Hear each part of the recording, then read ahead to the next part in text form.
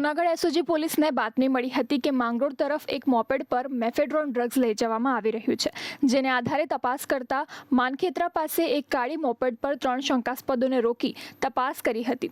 તેઓની પાસેથી mephedrone drugs મળી આવ્યું હતું. પોલીસે મોપેડ પર સવાર 2 મહિલા અને એક પુરુષની ધરપકડ કરી વધુ પૂછતાછ હાથ ધરી હતી. પોલીસના જણાવ્યા અનુસાર આરોપી ધોરાજીનો ઇમરાન જુમા, મુંબઈ મલાડની રહેવાસી આરિસા શેખ અને તાસીફા શેખની મેફેડ્રોન ડ્રગ્સ સાથે એસઓજીના સ્ટાફે ધરપકડ કરી હતી.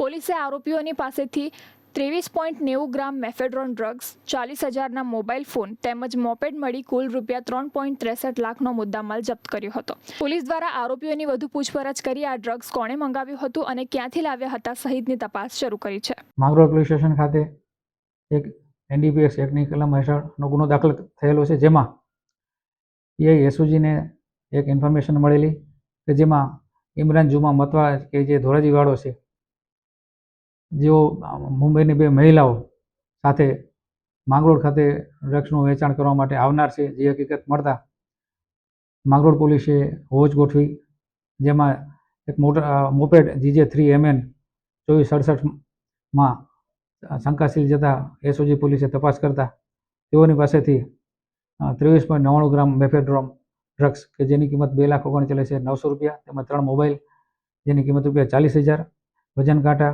નંગ 2ની કિંમત 400 રૂપિયા તેમજ રોકડ રકમ 52,700 મળી કુલ 3,63,000નો મુદ્દામાલ મળી આવેલ છે. જેમાં આરોપી ઇમરાન જુમા મતવા તેમજ 2 મહિલા આરોપી, જેમાં અરીસા રોડ ઉપર ડોટર ઓફ જુબેર અહમદ રફીક શેખ રહે મલાડ વેસ્ટ મુંબઈ તેમજ તાસીફા ડોટર ઓફ નદીમ જહૂર ખાન કે જે મલાડ વેસ્ટ મુંબઈ ખાતેની રહીશ છે. તેઓ ત્રણેયની આ ગુનાના કામ અટક કરી તેઓ વિરુદ્ધ NDPS એક્ટની કલમ હેઠળ ગુનો દાખલ કરેલ છે અને આગળની તપાસ PI માંગરોળ સિંહે સંભાળેલી છે.